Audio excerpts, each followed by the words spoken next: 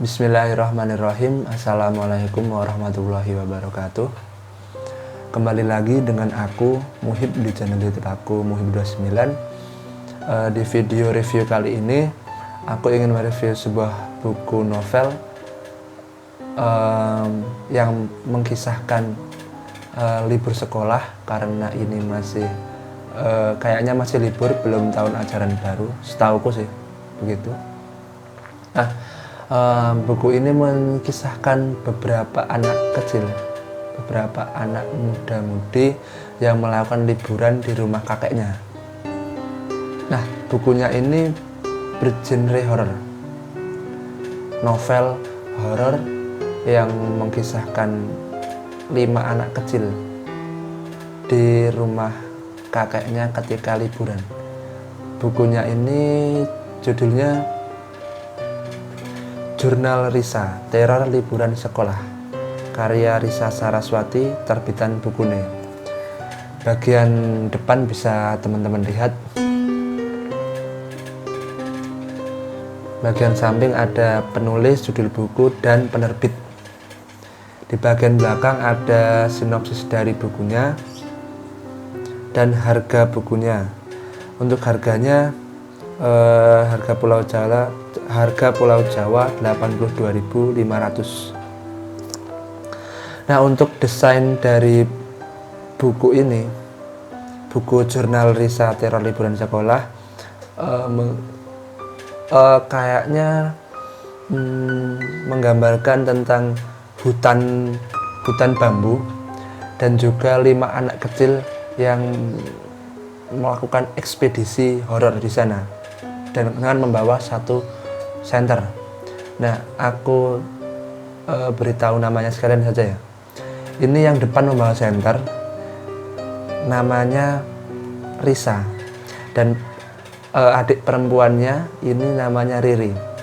Belakangnya ini kayaknya Kakang, dan belakangnya lagi yang lebih besar ini Angga, dan paling kiri ini si Niko atau bisa dipanggil Iko.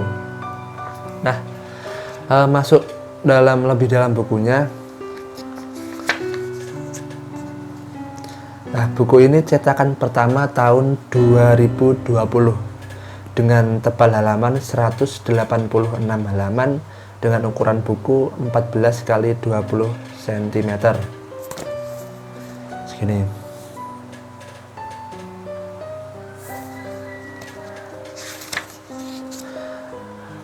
Awalnya kami hanya berjalan sendiri-sendiri, memahami segala hal aneh yang terjadi terhadap diri sendirian, mengolahnya dalam pikiran, menyimpannya dalam ingatan.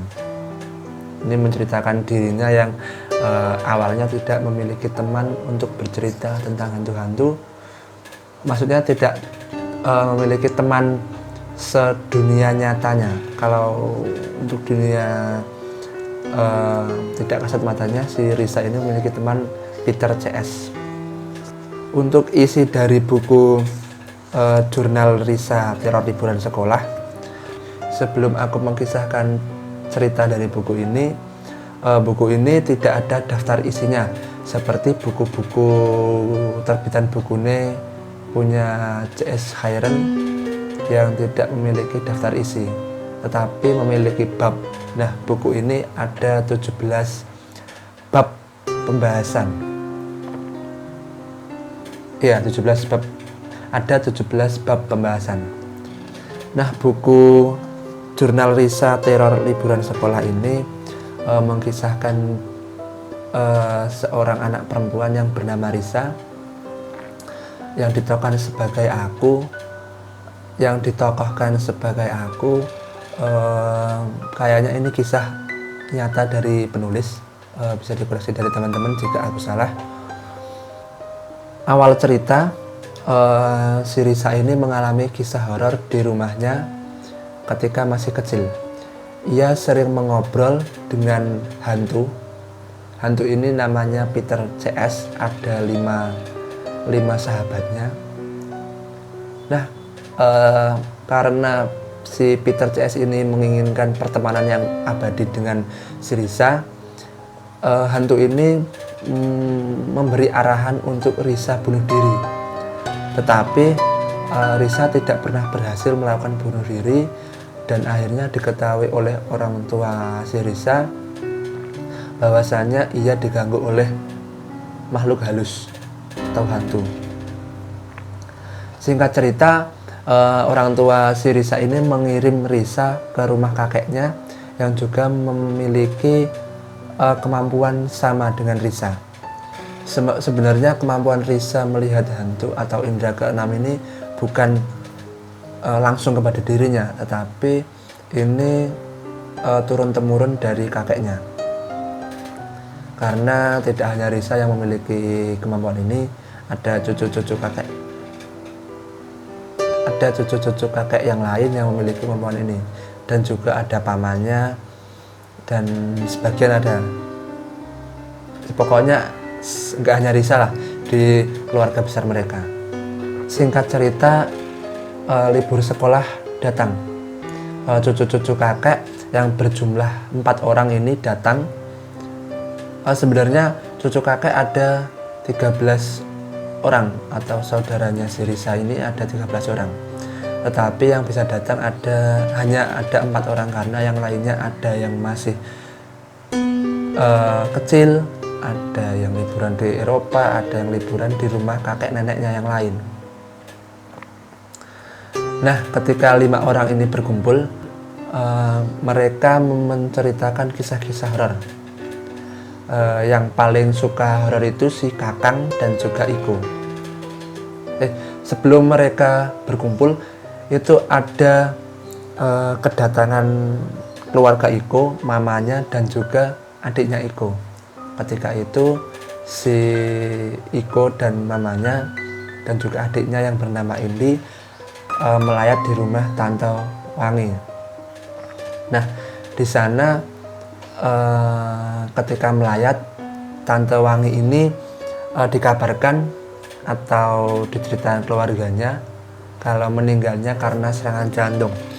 Tetapi dengan kemampuan lebih dari si Indi, adiknya Iko ini, ia bisa melihat bahwasanya si Tante Wangi ini meninggal tidak wajar, dengan hantu yang lidahnya keluar dan juga masih ada ikat di lehernya, atau bisa dikatakan gantung diri.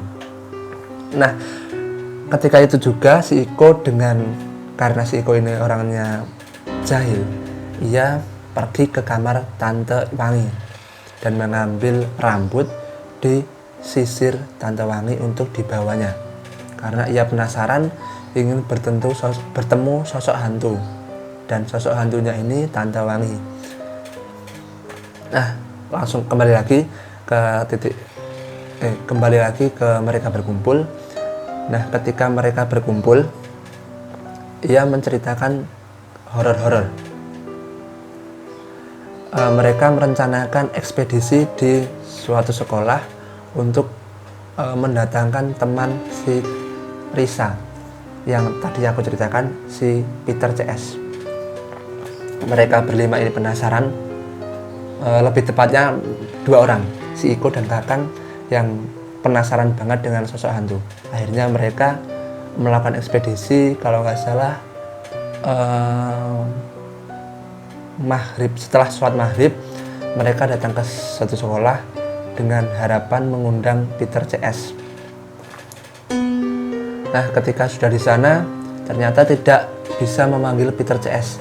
Yang datang malah hantu-hantu di sekitar kuburan di sekolah itu. Dan yang paling mengganggu adalah kedatangan Tante Wangi, hantu Tante Wangi. Nah, setelah kejadian itu, mereka mengalami hal-hal mistis yang tidak biasa. Mulai dari si Riri, adiknya Risa yang kecil ini, adiknya Risa sakit demam mendadak. Si Risa pingsan di dapur karena sosok hantu Tante Wangi yang datang tiba-tiba dengan wajah yang menjijikkan, kata si Risa. Dan juga Iko dan kalau si Kakang ketika mengambil bola mau pulang ke rumah, bola yang diambil ini berubah menjadi kepala perempuan yang menjulurkan lidahnya. Jika bayangkan. Terus kalau si Iko ini kesurupan hantu. Hanya Kakang yang tidak diganggu. Si Kakang ini tahu tapi dia tidak diganggu seperti teman-temannya yang lain. Mungkin karena kemampuannya yang lebih, yang bisa mengendalikan dirinya. Nah, setelah kejadian itu mereka berempat, selain Riri kan masih demam, mereka menginginkan pertemuan lagi dengan hantu Tante Wangi dan ingin menanyakan apa maksud dan tujuan mengganggu mereka. Nah, ketika mereka datang ke sekolah sekitar jam 10, mereka bisa mendatangkan hantu Tante Wangi. Dan ternyata Tante Wangi ini datang bukannya menjawab pertanyaan dari mereka kenapa mengganggu mereka, tetapi Tante Wangi malah marah kepada mereka. Ia kembali menanyakan, bukannya kalian yang mengganggu aku duluan, bukannya kalian yang menginginkan aku datang, kan Tante Wangi memiliki kedekatan dengan Iko, dan juga Iko membawa rambut dari Tante Wangi, almarhum Tante Wangi. Makanya ia merasa diinginkan kedatangannya. Nah, ketika itu si kakek datang. Oh ya, kakeknya ini tahu karena ada hantu yang menjaga cucu-cucu kakek. Namanya hantu Mapat. Dia itu sering datang. Hantunya ini usil sebenarnya, sering nongol ketika Risa terjatuh. Nah, langsung kembali ke akhir cerita. Nah, Mamat ini memberitahu si kakek bahwasanya cucu-cucu kakek ini datang ke sekolah dengan melakukan ekspedisi horor. Nah, mengetahui itu si kakek datang ke sekolah dengan membawa beberapa orang untuk membantu si kakek.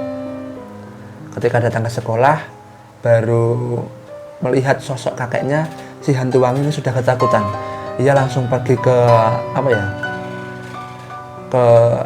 pokoknya kembali ke atas gitu, dengan bacaan ayat Al-Quran dan juga tatapan dari kakek. Si hantu Wangi ini minta ampun, ia tidak akan mengganggu dan berjanji.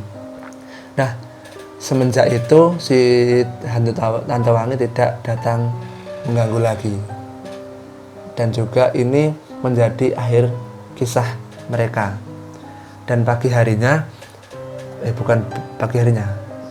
beberapa hari setelahnya liburan selesai dan mereka